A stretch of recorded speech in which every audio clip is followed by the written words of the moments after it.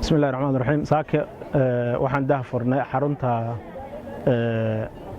haweenka midnimo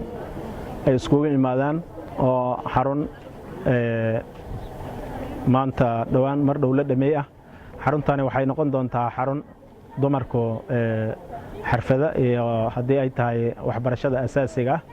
iyo farsamada gacanta insha Allah taala ay ka heli doonaan meel dumarka iskugu imaadaan oo danahooda khaaska ay ugu sheekaystaan meel hal abuurkooda ay ku horumarin karaan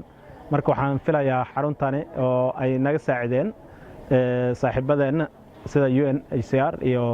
ARC oo implementationka ama dhismihii dardargelinta lahayd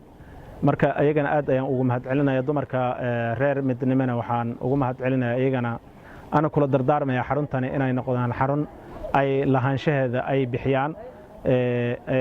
sifa ay noqotaa xarun bulshadii wax tarta waayo xaruntani waa xarun dawlad waxaan loo baahan yahay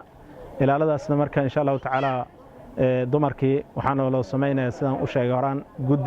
guddigaas ayaan insha Allah taala maamuli doona waxaan noqon doontaa meel farsamada dumarka iyo horumarintooda iyo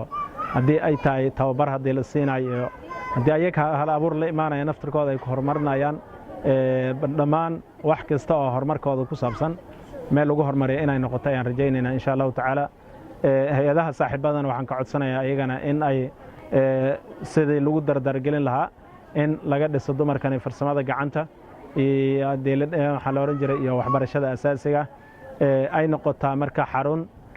dumarka xur ay u yihiin lagu tixgeliyo dadka naafada iyo dhammaan cid kasta ay leedahay say ku imaan karto oo ay danahooda iyo wax tarkooda kaga shaqeyn karaan inay noqoto ayaan rajaynaynaa